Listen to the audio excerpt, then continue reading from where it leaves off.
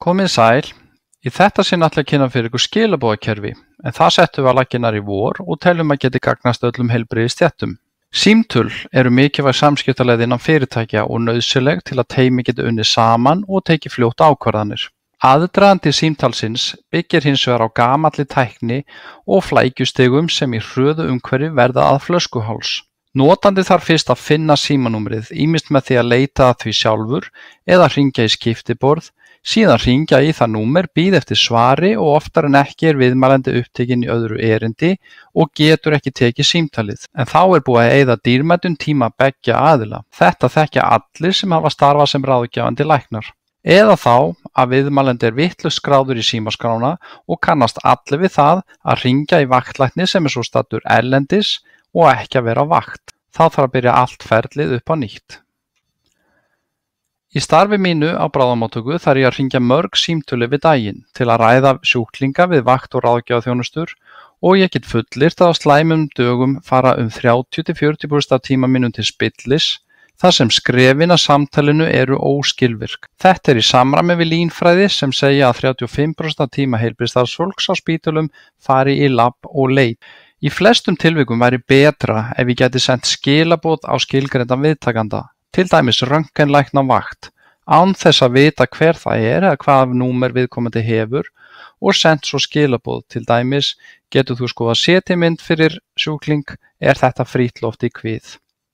Röntgenlæknir sinnir þá erindinu þegar hann næst laus og án þess að vera truflaður við aðra vinnu. Þessar aðstæður voru kveikjan að hugmyndinu skilaboðakerfi heilsugáttar, en það hefur þegar einfalda vinnu mína á bráðamóttöku. Ekki bara eru samskipti einfaldari, heldur verði ég fyrir minni truflunum á vaktinni þar sem hjúkrunarfræðingar senda mér skilaboð í stað þess að labba og leita að mér. Þetta gagnast augljóslega báðum aðilum.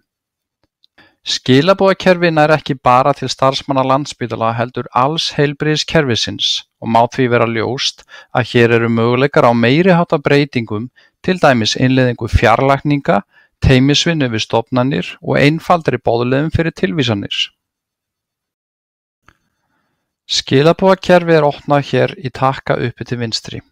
Það aðgengilegt sama á hvaða síðum við erum stödd inn í heilsugátt, en þegar við fáum ný skilaboð kemur hingað rautt flagg.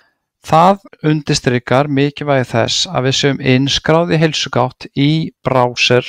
Ef við erum innskráð í söguglugganum getum við auðveldlega mist af því þegar við fáum ný skilaboð. Hægt að velja að fá SMS-skeyti þegar ný skilaboð berast og þau berast aðeins ef við erum innskráð til vinnu og það númer sem notað skilgreint hér í stillingum. Með aukinni notkun á skilaboðakerfi vonumst við til að spítalinn geti farið út í þróun á appi í snjallsíma starfsfólks þannig að auðveldara verði að taka á móti og senda hvers konar skilaboð. Skilaboðakerfi skiptist í einkaskilaboð annars vegar og spjallrásir hins vegar. Í einkaskilaboðum spjalla tveir aðilar saman, á meðan spjallrásir eru opið spjall margra notenda og skipt upp í rásir, annaðhvort eftir deildum eða sérstökum verkefnum, eins og til dæmis spjallrás heilsugáttar, þar sem allir notendur spítalans geta sent fyrirspurnir eða athugasemdir á þróunarhóp heilsugáttar og þeim svarað oftast hæl. Hægt að gerast áskrifandi rásum eða stjörnumerkjarásir og þá fáum við rautt flagg hér uppi líka þegar nýtt spjall berst á rásina. Notendur með grænan hring fyrir framan eru innskráður í heilsugátt en gráir ekki. Hins vegar getur notandi verið innskráður í vinnustund án þess að vera innskráður í heilsugátt, eins og hér þar sem viðkomandi inni í vinnustund en ekki í heilsugátt. Í skilaboðaglugga þetta að sjá mynd af starfsmanni, starfsstöðu og hvar viðkomandi starfar, símanúmer og innskráningarstöðu eins og það var sagt. Einnig hægt að minnka og stækka gluggan. Mikilvægt að notendur átti sig á því að þegar skilaboð eru send þá eru þau merkt ólesin þar til viðkomandi sér þau, en það ekki að sama og að móttaka skilaboðin. Það að segja, notandi gæti að séð þau en ekki víst að þau séu þar með móttekin og hafi verið fylgt eftir. Því ekki hægt með öruggum hætti að treysta á skilaboð nema að viðkomandi aðilar hafi samið það sín á milli. Í vinnslu svokallað vinnuhólf sem mun meðal annars tryggja örugga móttöku skilaboða en þangað til verður að hafa þennan fyrirvara á öllum skilaboðasendingum. Þar sem einkaskilaboð eru lokað spjall milli tveggja aðila leyfilegt að senda kennitölur og ræða sjúklingamálefni. Hægt að gera linka úr kennitölum með því að setja strik utan kennitöluna, en það gert með allt og takka við hliðina á setu. Þegar móttakandi smellir á linkinn þá opnast tímalína sjúklings. Einnig hægt að senda emoji og hægt að senda linka á hefðbundnar síður. Spjallrásir eru ólíkar einkaskilaboðum þar sem margir notendur tala saman á opinni rás. Því má augljóslega ekki ræða sjúklingamálefni beint og ef þarf að vísa í sjúkling það gert með til dæmis stofunúmeri. Allar deildir hafa sína spjallrás og tengd saman með þessum takka hér sem heitir spjallrás. En þegar nýtt spjall berst á rásina litast það rautt. Þar sem margir starfsmenn vakta vanalega skjáborðin góðar líkur á því að skilaboð berist fljótt og vel til deildarinnar. Skjáborðsnotendur geta einnig stjörnumerkt sína spjallrás og þá berst hér rautt flagg einnig uppi til vinstri sem gerir ný skilaboð enn meira áberandi. Í spjallglugganum að finna lista yfir rási þeirra deilda sem notandi tengdu við í klíník. Auk þess birtast þar stjörnumerktar rásir notanda. Það eru í raun engin takmörk fyrir fjölda eða eðli spjallrása og getur hvaða hópur sem stofnað sína spjallrás.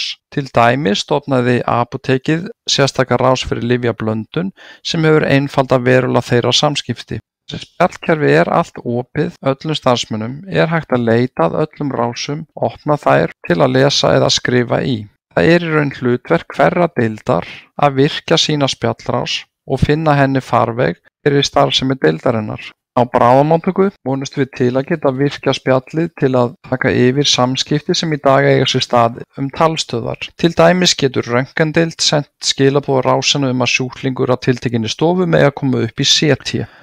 Nú má flestum vera ljóst að með skilaboðakerfi opnast margs konar möguleikar. Hægt að einfalda og nútímavæða boðleiðir hvers konar, til dæmis tengja spjallrásir við stoðþjónustur eins og blóðrannsókn fyrir viðbótarrannsóknir eða vitlaus sýni og vaktmenn fyrir flutninga. Innlagnarstjórar gætu haft sérstaka spjallrás fyrir rauntímasamskipti sín á milli. Yfirlæknar og deildarstjórar gætu svo auðvitað settir mikilvægar upplýsingar á rásina þegar svo ber við eins og þegar sjúklingar útskrifast. Þegar Landspítali fer á neyðarstig við meiri háttar slys eða hamfarir þarf að hafa hraðar hendur og útskriftir hefjast strax.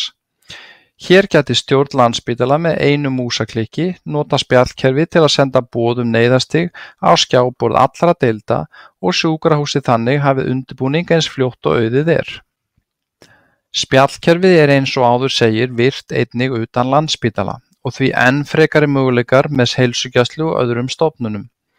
Til dæmis hefur verið stofnuð sérstök rás fyrir samvinnuverkefni bráðamóttöku og heilsugæslunnar í Grafarvogi sem gengur út á að fyrir sjúklinga með einfaldari erindi á bráðamóttöku sé hægt að finna tíma strax og vísa í Grafarvog en spjallrásin auðveldar verulega samskipti fyrir verkefnið.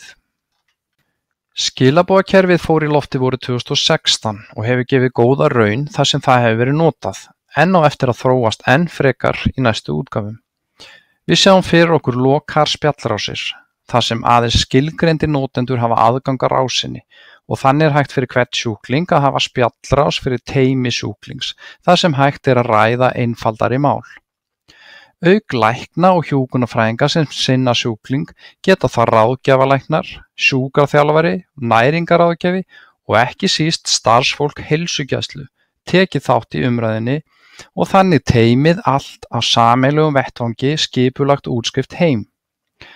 Þetta augljóslega getur stytt legutíma sjúklinga þar sem heilsugæslan getur fylgt eftir erindum eins og blóðsöltum sem ekki þarf að gera inniliggjandi. Vegna þess að heilsugáttir þróuð í vafra tiltölulega einfalt að bæta ofan á spjallið hljóði og vídeó og þannig gera spjallið að Skype-samtali þegar það hentar. Þar í raun komið það sem þarf fyrir fjarlækningar eða telemedicín og opnar á flóðgátt af möguleikum. Tökum sem dæmi vaktlækni í héraði sem með ökklabrot en ekki viss hvort þurfi aðgerð eða ekki. Hann ræði það við vaktlækni Landspítala sem getur skoðað myndirnar og séð fótinn á sjúkling á skjánum og sér þá að hér nóg að gifsa og þannig komið í veg fyrir óþarfa sjúkraflutning. Ef bakvakt bæklunar tengd heilsugátt heima hjá sér, getur hún einnig sinnt þessu erindi á sama hátt og forvaktinn einbeitt sér að því að sinna inniliggjandi sjúklingum. Það sem heilsugátt þróuð í Vafra auðvelt að nota hana í spjaldtölvu og sú þróun þegar hafin. Þannig stutt í að við getum unnið með heilsugátt við hliðin á sjúkling eða bedside. Innan Landspítala myndu ráðgjafir gjörbreytast. Á bráðamóttöku get ég sýnt húðlækni mynd af flóknari útbrotum og fengið þannig ráðgjafasvar á innan við mínútu og sjúklingur færði heim á viðeigandi meðferð klukkustundum fyrr en í dag. Það getur tekið langan tíma að fá taugakonsúlt í dag, en með Skype-glugga getur taugalæknir metið sjúkling með óljós einkenni án þess að yfirgefa sína deild. Sérfræðingur heima jafnvel getur séð mögulegan TPA-sjúkling og því flýtt meðferð margar mínútur. Sérfræðingur getur með sama hætti metið sjúkling í héraði og stutt við ákvarðanatöku í framhaldinu. Hér væri hægt að nýta betur bakvaktir heima. En með aðgang að tímalínu heilsugáttar hafa þær þegar fullan aðgang að sjúkraskrárgögnum og geta því skoða nótur, blóðrannsóknir, röntgenmyndir eða hjartalínurit heima í stofu og tekið ákvarðanir án þess að reiða sig á mat forvaktar eingöngu. Hér væri hægt til dæmis að ákveða útskrift á kvöldvakt, sem annars þyrfti að bíða eftir stofugangi daginn eftir, eða röntgenlæknir túlka niðurstöðu ómskoðunar sem deildarlæknir gerir. Sérfræðingur geðdeildar gæti með aðstoð forvaktar metið sjúkling heima frá, þar sem hann sér sjúkling á skjánum og hugsanlega sparað óþarfa innlögn. Ekki bara gætu fjarlækningar gjörbylt heilbrigðisþjónustu innan Íslands, heldur væri einnig hægt að spara kostnað með því að sækja sérhæfða sérfræðiþjónustu erlendis frá, eins og til dæmis á krabbameinsdeild þar sem flóknari tilfelli væri hægt að ræða á svokölluðum túmorfundum, en margir íslenskir læknar hafa kontakta út til að gera þetta mögulegt. Að lokum vil ég minnast aftur á Vinnuhólf, sem náskylt skilaboðakerfi og mun útvíkka notkunarmöguleika þess enn frekar, til dæmis með því að tryggja alltaf örugga viðtöku skilaboða. Með því geta rannsóknarkerfin nota skilaboðakerfi til að senda hvers konar tilkynningar, til dæmis á húsvakt við hækkað tróponín eða lágt natríum, og göngudeildarlækni þegar ambúlant sökkmæling greinist ofurhá. Þegar viðtaka tryggð auk þess hægt að gera tilvísanir til heilsugæslulæknis með örugga eftirfylgni. Þannig aftur hægt að stytta legutíma þar sem heilsugæslan tekur við sjúkling fyrr. Vinnuhólf sérstaklega kynnt í öðru myndbandi. Ég þakka fyrir áheyrnina og minni á leiðbeiningar heilsugáttar fyrir þá sem vilja kynna sér möguleikana frekar. Það vona ég að þetta myndband verði hvati til allra deilda og ekki síst heilsugæslu að skoða vel hvernig skilaboðakerfi getur nýst til að bæta öryggi, skilvirkni og ánægju starfsfólks. Góðar stundir!